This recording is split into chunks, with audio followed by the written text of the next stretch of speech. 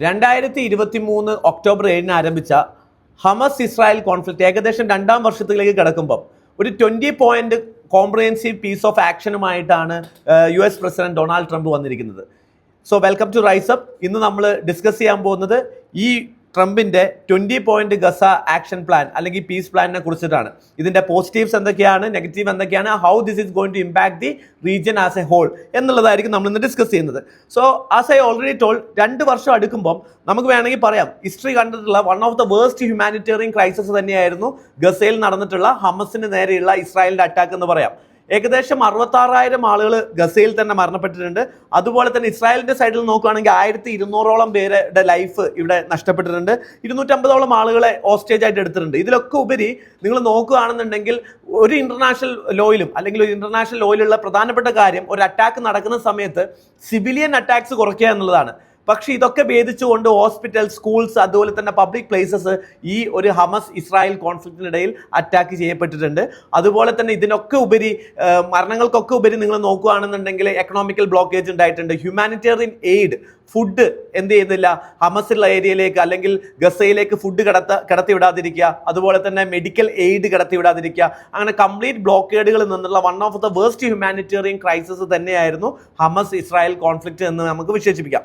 അപ്പം ഈ ഒരു കോൺഫ്ലിക്റ്റ് എൻഡ് ചെയ്യാൻ വേണ്ടിയിട്ട് അല്ലെങ്കിൽ ഈ ഒരു കോൺഫ്ലിക്റ്റ് നിർത്താൻ വേണ്ടിയിട്ട് ട്രംപിന്റെ ഭാഗത്ത് നിന്നുള്ള ഒരു പ്രപ്പോസലാണ് ഒരു 20 point comprehensive plan of action അല്ലെങ്കിൽ ഒരു 20 point comprehensive peace plan to end the Gaza conflict എന്ന് പറഞ്ഞിട്ട് US പ്രസിഡന്റ് ട്രംപ് അവതരിപ്പിച്ചിട്ടുള്ളത്. സോ ഈ പ്ലാനിന്റെ വളരെ ഇമ്പോർട്ടൻ്റ് ആയിട്ടുള്ള ഫീച്ചേഴ്സ് എന്താണെന്നുള്ളത് നമുക്ക് നോക്കാം. അതിനകത്ത് വളരെ important one of the first features എന്ന് പറയുന്നത് ഹമസ് അമൻസ്റ്റി എന്നുള്ളതാണ്.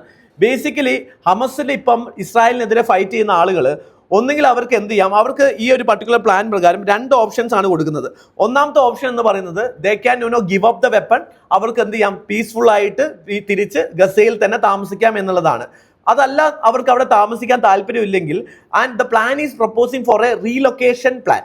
ഈ റീലൊക്കേഷൻ പ്ലാൻ പ്രകാരമായിട്ട് as per the plan there will be a safe passage to neighbouring countries such as Jordan, Egypt, Qatar, അതുപോലെ തന്നെ ഇറാൻ പോലെയുള്ള രാജ്യങ്ങളിലേക്ക് എന്ത് ചെയ്യാം, ഒരു സേഫ് പാസേജ് കൊടുക്കാം എന്നുള്ളതാണ് one of the aspects of the plan. And the second aspects of the plan പറയുകയാണെന്നുണ്ടെങ്കിൽ ഇവിടെ ഹമസ് ഇപ്പം എന്താണ് ഒരു കോൺഫ്ലിക്റ്റ് നടക്കുന്ന സ്ഥലം ആയതുകൊണ്ട് most of the places actually occupied by Israeli defence force ആണ്. സോ IDF എന്ന് പറയുന്ന ഇസ്രായേലി ഡിഫൻസ് ഫോഴ്സ് ആണ് ഹമസിന്റെ റൂളിംഗ് പ്രദേശമായിട്ടുള്ള ഗസയിൽ ഒരുപാട് സ്ഥലങ്ങളിൽ ഇവർ ഒക്യുപ്പൈ ചെയ്തിരിക്കുന്നത് IDF ആണ്. ഈ IDFന് പകരം ഇപ്പോഴത്തെ ഒരു പീസിന്റെ ഭാഗമായിട്ട് അല്ലെങ്കിൽ ഇവിടെ കോൺഫ്ലിക്റ്റുകൾ ഇനി കുറയ്ക്കാൻ വേണ്ടിയിട്ട് ഒരു പുതിയ സെപ്പറേറ്റ് ഫോഴ്സിനെ രൂപീകരിക്കാൻ വേണ്ടിയിട്ട് ട്രംപ് പ്രപ്പോസ് ചെയ്തിട്ടുണ്ട്. ഈ ഫോഴ്സിന്റെ പേരാണ് ഇന്റർനാഷണൽ സ്റ്റെബിലൈസേഷൻ ഫോഴ്സ്, ISF എന്ന് പറയും, ഇന്റർനാഷണൽ സ്റ്റെബിലൈസേഷൻ ഫോഴ്സ്. ഇതൊരു ടെമ്പററി ഫോഴ്സ് ആണ്. ബേസിക്കലി ഈ ഒരു ട്രാൻസിഷൻ പീരീഡ്, ഈ ഒരു പ്ലാൻ ഓഫ് ആക്ഷൻ അല്ലെങ്കിൽ 20 പോയിന്റ് ഓഫ് പ്ലാൻ നിലവിൽ വന്നു കഴിഞ്ഞു കഴിഞ്ഞാൽ എടുത്തുള്ള നൈബറിംഗ് കൺട്രീസ് ആയിട്ടുള്ള സൗദി അറേബ്യ, അതുപോലെ ജോർഡാൻ, ഈജിപ്ത് പോലെയുള്ള കൺട്രികളുടെ സഹായത്തോട് കൂടിയിട്ട് ഒരു ISF അതുപോലെ ഇന്റർനാഷണൽ സ്റ്റെബിലൈസേഷൻ ഫോഴ്സ് എന്ത് ചെയ്യും, രൂപീകരിക്കും. ഇവരായിരിക്കും പിന്നീട് അങ്ങോട്ട് ഇതിന്റെ കോൺഫ്ലിക്റ്റ് കാര്യങ്ങളൊക്കെ കുറയ്ക്കാൻ വേണ്ടിയിട്ടും ബാക്കിയുള്ള സെക്യൂരിറ്റി ചെക്കപ്സും വീണ്ടും ഒരു കോൺഫ്ലിക്റ്റ് റീസർച്ച് ചെയ്ത് വരാതിരിക്കാനുള്ള നടപടികൾ എടുക്കുക. സോ അറ്റ് പ്രസന്റ് IDF ഉള്ള സ്ഥലങ്ങൾ എന്ത് ചെയ്യും, IDF ഗ്രാജുവലി വിഡ്രോ ചെയ്യും എന്നുള്ളതാണ് പറയുന്നത്. സോ IDF ഗ്രാജുവലി വിഡ്രോ ചെയ്യുന്ന സമയത്ത് ഇവർക്ക് എന്ത് ചെയ്യാന്ന് വെച്ച് കഴിഞ്ഞാൽ IDF എന്ന് പറയുന്നത് Israel defence force, Israel defence force പതുക്കെ പീസ് അച്ചീവ് ചെയ്യുന്നതിനനുസരിച്ച് ഗ്രാജുവലി അവർക്ക് വിഡ്രോ ചെയ്യാം. പക്ഷേ ഹൗവർ ഒരു സെക്യൂരിറ്റിക്ക് വേണ്ടിയിട്ട് ഒരു സെക്യൂരിറ്റി പെരിമീറ്റർ പ്രസൻസ് എവിടെ കീപ്പ് ചെയ്യാൻ പറ്റും, ഇത് ഹമസിൽ അല്ലെങ്കിൽ ഗസയിൽ നമുക്ക് എന്ത് ചെയ്യാൻ പറ്റും, ഇവർക്ക് IDFന് തിരിച്ച് അവിടെ തന്നെ നിൽക്കാം എന്നുള്ളൊരു പ്രൊവിഷൻ കൂടി ഇതിനകത്തുണ്ട്. ഓക്കെ, സെക്യൂരിറ്റിന്റെ ആംഗിളിന് വേണ്ടിയിട്ട് IDFന് ഒരു സെക്യൂരിറ്റി പെരിമീറ്റർ പ്രസൻസ് എന്ത് ചെയ്യാം, നമുക്ക് ഹമസ് അല്ലെങ്കിൽ ഗസ സ്ട്രൈപ്പിൽ എന്താണ് പോസിബിൾ ആണ്. ആൻഡ് സെക്കൻഡ് ആസ്പെക്ട് നോക്കുകയാണെന്നുണ്ടെങ്കിൽ ട്രാൻസിഷണൽ ഗവർണൻസിന്റെ ഭാഗമാണ്. അതായത് ഈ ഒരു കോൺഫ്ലിക്റ്റ് നിന്ന് കഴിഞ്ഞ് കഴിഞ്ഞാൽ അവിടെ ഒരു പുതിയ ഭരണം വരണം. ഈ പുതിയ ഭരണം ഈ പർട്ടിക്കുലർ പ്ലാൻ പ്രകാരം ഒരു ഡെമോക്രാറ്റിക് രീതിയിലുള്ള ഒരു പ്ലാൻ അല്ല പറയുന്നത്, പകരം ഒരു ടെക്നോക്രാറ്റിക്കൽ നോൺ പൊളിറ്റിക്കൽ പലസ്തീനിയൻ കമ്മ്യൂണിറ്റിയാണ്. അതായത് പൊളിറ്റിക്സുമായിട്ട് ബന്ധമില്ലാതെ പലസ്തീനികൾ തന്നെയായിരിക്കും. പക്ഷേ എന്തല്ല, പൊളിറ്റിക്സുമായിട്ട് ബന്ധമില്ലാത്ത നോൺ പൊളിറ്റീഷ്യൻസ് ആയ അല്ലെങ്കിൽ അപ്പൊളിറ്റിക്കൽ ആയിട്ടുള്ള ടെക്നോക്രാറ്റിക്കൽ കമ്മിറ്റി ആയിരിക്കും പിന്നീട് അങ്ങോട്ട് ഹമസിന്റെ അല്ലെങ്കിൽ പിന്നീട് അങ്ങോട്ട് ഗസയുടെ ഡേ ടു ഡേ അഡ്മിനിസ്ട്രേഷനും മുനിസിപ്പാലിറ്റിന്റെ കാര്യങ്ങളൊക്കെ നോക്കുന്നത് ഈ പർട്ടിക്കുലർ ടെക്നോക്രാറ്റിക് പലസ്തീനിയൻ കമ്മിറ്റി ആയിരിക്കും. സോ ഗസ പിന്നീട് അങ്ങോട്ട് റൂൾ ചെയ്യാൻ പോകുന്നത് ഒരു ട്രാൻസിഷൻ പീരീഡിലേക്ക് റൂൾ ചെയ്യാൻ പോകുന്ന ഈ ടെക്നോക്രാറ്റിക് കമ്മിറ്റി ആയിരിക്കും. പക്ഷേ ഈ ടെക്നോക്രാറ്റിക് കമ്മിറ്റി ഒന്ന് അപ്പൊളിറ്റിക്കൽ കമ്മിറ്റിയാണ്, ഒരു പൊളിറ്റിക്കൽ ബാക്ക്ഗ്രൗണ്ട് ഇല്ല. അതേപോലെ തന്നെ ഈ കമ്മിറ്റീനെ മോണിറ്റർ ചെയ്യാൻ വേണ്ടിയിട്ട് ഒരു ബോർഡ് ഓഫ് പീസ് എന്ന് പറയുന്ന വേറൊരു കമ്മിറ്റി ഉണ്ട്. സോ ബോർഡ് ഓഫ് പീസ് എന്ന് പറയുന്ന committee basically headed by Donald Trump തന്നെയാണ്. സോ ഡൊണാൾഡ് ട്രംപ് അടങ്ങുന്ന ഒരു ബോർഡ് ഓഫ് പീസ് കമ്മിറ്റി, അതിനകത്ത് വേരിയസ് ഇന്റർനാഷണൽ കൺട്രികളിൽ നിന്നായിട്ടുള്ള, for example Saudi Arabia, Jordan, അതുപോലെ തന്നെ ഈജിപ്ത് പോലെയുള്ള രാജ്യങ്ങളിൽ നിന്നുള്ള മെമ്പേഴ്സും അതുപോലെ തന്നെ ട്രംപിന്റെ ഒരുപാട് അടുത്ത ആളുകളും ഇതിനകത്തുണ്ടാവും. ഫോർ എക്സാമ്പിൾ ഇതിനകത്ത് വൺ ഓഫ് ദ മെമ്പർ ആണ് ടോണി ബ്ലെയർ. ടോണി ബ്ലെയർ എന്ന് പറയുന്ന previous former U K prime minister ആണ്. So former U K prime minister ആയ ടോണി ബ്ലെയർ ഇതിനകത്ത് ഉണ്ടാവുന്നത് തന്നെ ഹമസ് ഗ്രൂപ്പിൽ നിന്ന് വലിയൊരു ക്രിറ്റിസിസം വരുന്നുണ്ട്. കാരണം ഹമസ് ഗ്രൂപ്പ് പറയുന്നത്, അല്ലെങ്കിൽ നമുക്ക് ഈ ടോണി ബ്ലെയറിന്റെ ഒരു പ്രസൻസ് നോക്കുകയാണെന്നുണ്ടെങ്കിൽ 2003 ഉണ്ടായിരുന്ന ഇറാഖ് അറ്റാക്കിന് കാരണമായിട്ട്, അല്ലെങ്കിൽ ഇറാഖ് അറ്റാക്ക് ചെയ്യാൻ വേണ്ടി 2003 ഇറാഖ് അറ്റാക്ക് ചെയ്യാനുള്ള one of the reason presence of weapon of mass destruction ഇറാഖിൽ ഉണ്ട് എന്നുള്ള അലിഗേഷൻ ആയിരുന്നു. ഈ പ്രസൻസ് ഓഫ് മാസ് വെപ്പൺസ് ഉണ്ട് എന്നുള്ള ഒരു സ്റ്റോറി ക്രിയേറ്റ് ചെയ്തിട്ടുള്ളത് ടോണി ബ്ലെയറിന്റെ ഇൻഫ്ലുവൻസോട് കൂടിയിട്ടായിരുന്നു. അതുകൊണ്ട് തന്നെ ഈ റീജിയനിൽ ടോണി ബ്ലെയറിന് അത്രത്തോളം ട്രസ്റ്റ് ഡെഫിഷ്യൻസി ഉണ്ട്. അപ്പം ഹമസ് ഗ്രൂപ്പുകൾക്ക് ടോണി ബ്ലെയർ എത്രത്തോളം ഹമസ് ഇൻട്രസ്റ്റിന് വേണ്ടിയിട്ട് നിൽക്കും എന്നുള്ളത്, അല്ലെങ്കിൽ ഗസയിൽ ഒരു അഡ്മിനിസ്ട്രേഷൻ വരുമ്പോൾ ഹമസ് ഗ്രൂപ്പ് അല്ലെങ്കിൽ ഈ റീജിയനിലുള്ള ആളുകൾ ടോണി ബ്ലെയറിനെ അത്ര രീതിയിൽ ട്രസ്റ്റ് ചെയ്യുന്നില്ല എന്ന് വേണം നമുക്ക് കാണാൻ വേണ്ടിയിട്ട്. അതുപോലെ തന്നെ ഇന്റർനാഷണൽ ഫോഴ്സിന്റെ കാര്യം പറയുമ്പോഴും വൺ ഓഫ് ദ ക്രിറ്റിസിസം നോക്കുകയാണെന്നുണ്ടെങ്കിൽ ഇപ്പൊ ISF വരികയാണെന്ന് വിചാരിക്കും, ഇന്റർനാഷണൽ സ്റ്റെബിലൈസേഷൻ ഫോഴ്സ് വരികയാണെന്നുണ്ടെങ്കിൽ പോലും ഇത് പുറത്തുള്ള ലോക്കൽ മെമ്പേഴ്സും മറ്റുള്ള കൺട്രികളുടെ ഇൻഫ്ലുവൻസ് വരുമ്പം ആ ഒരു രാജ്യത്തിന്റെ അല്ലെങ്കിൽ ഗസയുടെ ഒരു സോവറിൻ റൈറ്റിനെ ബാധിക്കുന്ന രീതിയിലേക്കാണ് ഈ ഒരു ഫോഴ്സ് വരുന്നത്. അതും ഒരു ഡെമോക്രാറ്റിക് കൺട്രിയെ സംബന്ധിച്ചുള്ള, അല്ലെങ്കിൽ ഒരു ഡെമോക്രാറ്റിക് ലെവലിനെ സംബന്ധിച്ച് നോക്കുമ്പോൾ ഒരു റൈറ്റ് ഒബ്ജക്റ്റീവ് അല്ലെങ്കിൽ റൈറ്റ് ഡയറക്ഷൻ അല്ല എന്ന് വേണമെങ്കിൽ നമുക്ക് പറയാൻ പറ്റും. അതുപോലെ തന്നെ ഹമസിന്റെ അമൻസ്റ്റി സ്കീമിൽ one of the option is that if they do not wanted to live in Gaza they will be getting a safe passage. അതല്ല അവർക്ക് എന്ത് ചെയ്യണം, ഈ ഒരു പീസ് പ്ലാൻ അപ്രൂവ് ചെയ്യാൻ താല്പര്യമില്ലെങ്കിൽ അവർക്ക് എന്ത് ചെയ്യാം, ഈ ഒരു പർട്ടിക്കുലർ ഗസയിൽ നിന്ന് പുറത്ത് പോയിട്ട് ഫോർ എക്സാമ്പിൾ ജോർഡനിലോ ഈജിപ്തിലോ ഖത്തറിലോ ഇറാനിലോ പോയി താമസിക്കാമെന്ന് പറയുന്നുണ്ട്. ഇവിടെ നമ്മൾ മനസ്സിലാക്കേണ്ട ഒരു കാര്യം എന്താണെന്ന് വെച്ച് കഴിഞ്ഞാൽ അവർ ആ രാജ്യത്ത് ജനിച്ചിട്ടുള്ള ആളുകളാണ്, അല്ലെങ്കിൽ ഗസയിൽ ജനിച്ചിട്ടുള്ള ആളുകളാണ്. ഗസയിൽ ജനിച്ചിട്ടുള്ള ആളുകൾക്ക് അവിടെ തന്നെ ലിവ് ചെയ്യാനുള്ള, അല്ലെങ്കിൽ അവിടെ തന്നെ ജീവിക്കാനുള്ള റൈറ്റ്സ് ഉണ്ട്. ഈ ഹ്യൂമൻ റൈറ്റ്സ് ആൻഡ് ഫണ്ടമെന്റൽ റൈറ്റ്സിനെതിരെ, അല്ലെങ്കിൽ സോവറിൻ റൈറ്റ്സിനെതിരെയാണ് പർട്ടിക്കുലർ പ്ലാൻ എന്ന് പറയുന്ന രീതിയിലുള്ള ഒരു ക്രിറ്റിസിസം ഉണ്ട്. എന്നിരുന്നാലും ഈ 3 പ്ലാൻ അല്ലെങ്കിൽ ഒരു 3 മേജർ പോയിന്റ്സ് ആണ് നമുക്ക് ഈ ഒരു പ്ലാനിനകത്ത് വളരെ സിഗ്നിഫിക്കൻ്റ് ആയിട്ട് പറയാനുള്ളത്. ഒരുപാട് പ്രോബ്ലംസ് ഇതല്ലാതെ ഈ പ്ലാനിലുണ്ട്. മറ്റൊരു പ്രോബ്ലം എന്താണെന്ന് വെച്ച് കഴിഞ്ഞാൽ ഈ 20 പോയിന്റ് പ്ലാനിൽ ഒരു separate independent state for Palestinian എന്ന് പറയുന്ന ഒരു ഫ്യൂച്ചർ കോഴ്സ് ഓഫ് ആക്ഷനെ പറ്റി പറയുന്നില്ല. അതായത് ഈ ഒരു പീരീഡ് കഴിഞ്ഞു കഴിഞ്ഞാൽ, ഈ ഒരു ട്രാൻസിഷൻ പീരീഡ് കഴിഞ്ഞു കഴിഞ്ഞാൽ പലസ്തീനിന്റെ ഭാവി എന്താണ്, അല്ലെങ്കിൽ ഇവിടെ ഒരു കംപ്ലീറ്റ്ലി ഇൻഡിപെൻഡന്റ് സ്റ്റേറ്റ് ഉണ്ടാവും എന്നുള്ളൊരു പ്രോമിസ് ഈ ഒരു പർട്ടിക്കുലർ പ്ലാനിലില്ല എന്നുള്ളത് വൺ ഓഫ് ദ പ്രോബ്ലം ആണ്. ഇനി ഈ പ്ലാനിന്റെ ഭാഗമായിട്ട് അനദർ ഇമ്പോർട്ടന്റ് ആസ്പെക്ട്സ് നിങ്ങൾ നോക്കുകയാണെങ്കിൽ ഹോസ്റ്റേജിന്റെ എക്സ്ചേഞ്ച് ആണ്. ഹോസ്റ്റേജിന്റെ എക്സ്ചേഞ്ച് നിങ്ങൾ നോക്കുകയാണെന്നുണ്ടെങ്കിൽ ഇവിടെ നിങ്ങൾക്ക് മനസ്സിലാവും, വിത്തിൻ ദ 72 hours അല്ലെങ്കിൽ പ്ലാൻ അക്സെപ്റ്റ് ചെയ്ത് 72 മണിക്കൂറിനുള്ളിൽ തന്നെ അവരെന്ത് ചെയ്യും, ഹോസ്റ്റേജസിനെ കൈമാറുക എന്ത് ചെയ്യും, സ്റ്റാർട്ട് ചെയ്യുന്നതാണ്. ഇതിൽ തന്നെ ഹമസ് എന്ത് ചെയ്യുന്നു വെച്ചാൽ, അല്ലെങ്കിൽ ഇസ്രായേൽ എന്ത് ചെയ്യുന്നു വെച്ച് കഴിഞ്ഞാൽ ഈ 1700ഓളം ഗസിയൻസിനെ ഡീറ്റെയിൻ ചെയ്യുന്നുണ്ട് ആഫ്റ്റർ ഒക്ടോബർ 7, 2023. അതിൽ ഒരുപാട് ചിൽഡ്രനും ഉണ്ട്, അതുപോലെ തന്നെ ഒരുപാട് വിമണും ഉണ്ട്. ഇവരെയൊക്കെ റിലീസ് ചെയ്യുന്നതായിരിക്കും. അതുപോലെ തന്നെ 250ഓളം പേര് ലൈഫ് ഇംപ്രസ്മെന്റ് ഇസ്രായേൽ കൊടുത്തിട്ടുണ്ട്, അവരെ എന്ത് ചെയ്യും, റിലീസ് ചെയ്യും എന്നുള്ളതാണ്. അതേപോലെ തന്നെ റിമെയിൻസ് ബോഡി എക്സ്ചേഞ്ച്, മരണപ്പെട്ട ആളുകളുടെ ബോഡീസ് അങ്ങോട്ടും ഇങ്ങോട്ടും എക്സ്ചേഞ്ച് ചെയ്യുന്നതായിരിക്കും. അതിന്റെ ഒരു റേഷ്യോ ഫിക്സ് ചെയ്തിരിക്കുന്നത് ഹമസ് ഗ്രൂപ്പ് ഒരു റിമെയിൻസ് ഓഫ് ബോഡി കൊടുക്കുമ്പം ഇസ്രായേൽ അതിന് പകരമായിട്ട് 15 പലസ്തീനിയന്റെ ബോഡി തിരിച്ചു കൊടുക്കുമെന്നാണ് പറയുന്നത്. എന്തോരം പേര് മരണപ്പെട്ടിട്ടുള്ള ഒരു കോൺഫ്ലിക്റ്റ് ആണല്ലേ. സോ ഈ ഒരു രീതിയിലുള്ള ഹോസ്റ്റേജ് എക്സ്ചേഞ്ച് പ്ലാനും ഈ ഒരു പർട്ടിക്കുലർ 20 പോയിന്റ് കോംപ്രിഹെൻസീവ് പ്ലാനിന്റെ അണ്ടറിൽ എന്ത് വരുന്നുണ്ട്, പീസ് പ്ലാനിന്റെ അണ്ടറിൽ വരുന്നുണ്ട്. Another important aspects of the plan എന്ന് പറയുന്നത് ഇതിനകത്തുള്ള റീകൺസ്ട്രക്ഷൻ വ്യൂ പോയിന്റ് ആണ്. അതായത് ശേഷം ഇതോടെ ഒരു പീസ് അല്ലെങ്കിൽ ഈ ഒരു കോൺഫ്ലിക്റ്റ് എൻഡ് ചെയ്തതിന് ശേഷം ഇപ്പം ഹമസിലെ കംപ്ലീറ്റ് സിവിലിയൻ ഇൻഫ്രാസ്ട്രക്ചറും ഹോസ്പിറ്റൽസും അതുപോലെ തന്നെ എഡ്യൂക്കേഷൻ സ്കൂൾസ് എല്ലാം തകർന്നിരിക്കുകയാണ്. അപ്പം ഇവിടെ ഒരു റീകൺസ്ട്രക്ഷൻ ചെയ്യുക, ഈ ഗസ എന്ന് പറയുന്ന ഒരു മെഡിറ്ററേനിയൻ സിറ്റി അല്ലെങ്കിൽ ഗസ എന്ന് പറയുന്ന മെഡിറ്ററേനിയൻ ലാൻഡിനെ റീകൺസ്ട്രക്ട് ചെയ്യുക എന്നുള്ളതാണ് അനദർ പ്ലാൻ. അവിടെ basically one of the important aspects പറയുന്ന വൺസ് പീസ് പ്ലാൻ അക്സെപ്റ്റ് ചെയ്ത് കഴിഞ്ഞ് കഴിഞ്ഞാൽ ഇങ്ങോട്ടുള്ള ഹ്യൂമാനിറ്റേറിയൻ എയ്ഡിന് യാതൊരുവിധ തടസ്സവും ഉണ്ടാവില്ല എന്നുള്ളതാണ്. അതായത് കൃത്യമായുള്ള ഫുഡും വെള്ളവും കാര്യങ്ങളൊക്കെ ഒരു തടസ്സവും ഇല്ലാതെ എത്തിക്കുമെന്നാണ് പീസ് പ്ലാൻ പറയുന്നത്. അതുപോലെ തന്നെ ഇൻഫ്രാസ്ട്രക്ചർ റീഹാബിലിറ്റേഷനെ പറ്റി പറയുന്നുണ്ട്.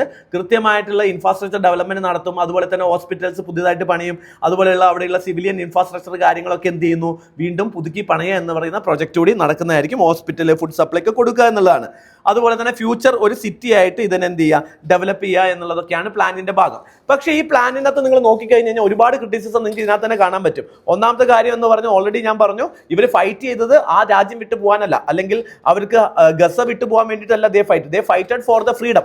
പക്ഷെ ആ ഫ്രീഡത്തെ പറ്റി ഇവിടെ പറയുന്നില്ല. Those who do not wanted to stay they can get a free passage എന്ന് മാത്രമേ പറയുന്നുള്ളൂ. രണ്ടാമത്തെ ടെക്നോക്രാറ്റിക് ഗവൺമെന്റ് ആണ്, ഒരു ഡെമോക്രാറ്റിക് ഗവൺമെന്റിന്റെ കാര്യം പ്ലാനിൽ പറയുന്നില്ല.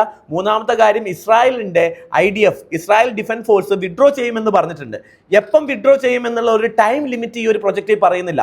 അതായത് ഈ ഗ്രാജുവൽ വിഡ്രോയ്ക്ക് എന്ന് വരെയാണ് ഈ ഗ്രാജുവൽ വിഡ്രോ. ഇനി ഈസ് ദർ എനി കോൺഫ്ലിക്റ്റ് ഉണ്ട്, എന്തെങ്കിലും ഒരു ത്രെഡ് ഉണ്ട് എന്ന് പറഞ്ഞു കഴിഞ്ഞാൽ ഇസ്രായേൽ ഡിഫൻസ് ഫോഴ്സിന് വേണമെങ്കിൽ അവിടെ തന്നെ തിരിച്ചു നിൽക്കാനും പറ്റും.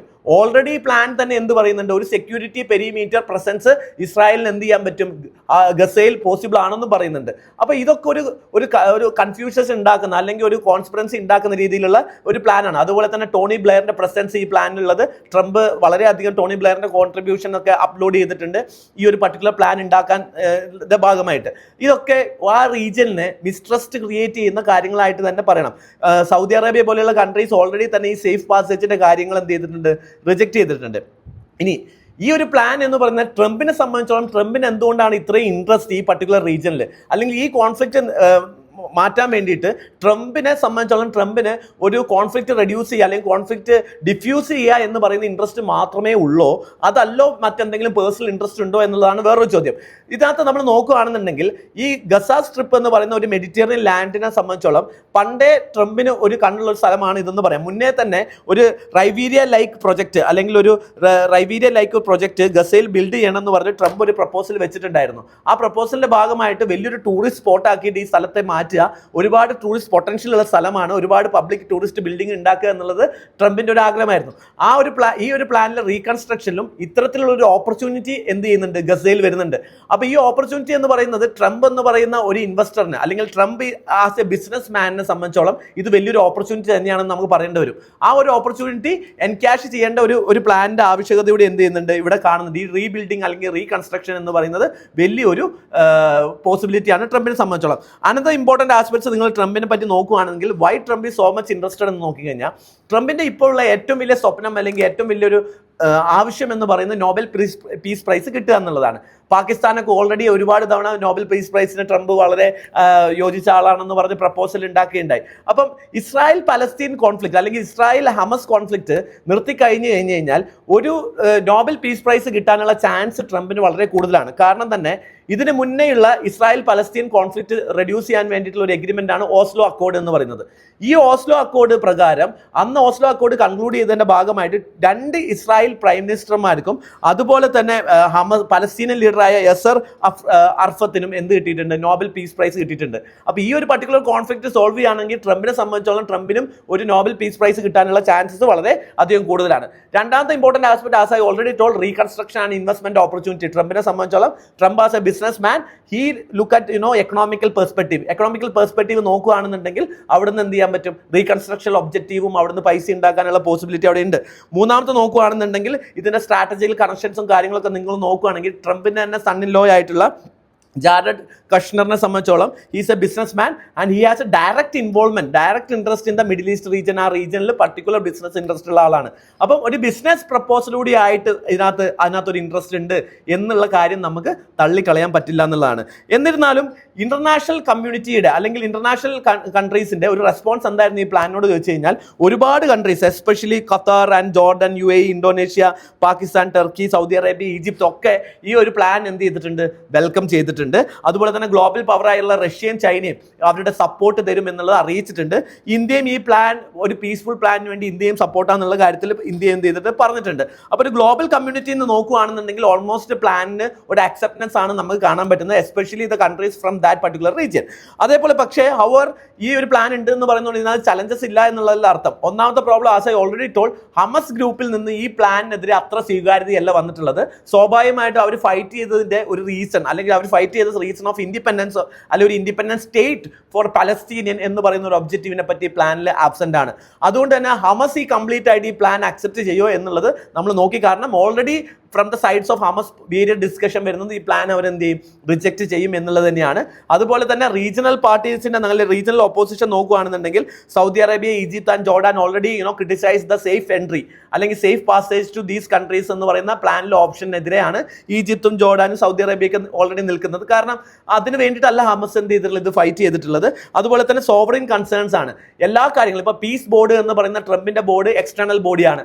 ഇന്റർനാഷണൽ സ്റ്റെബിലൈസേഷൻ ഫോഴ്സ് എന്ന് പറയുന്നതിലും എക്സ്റ്റേണൽ കൺട്രിക്ക് ഇൻഫ്ലുവൻസ് ഉണ്ട്. ഒരു രാജ്യത്തിന്റെ ഉള്ളിൽ മറ്റ് കൺട്രികൾ ഇടപെടുക എന്ന് പറയുന്നത് ആ രാജ്യത്തിന്റെ സോവറിൻ റൈറ്റിനെതിരാണ്.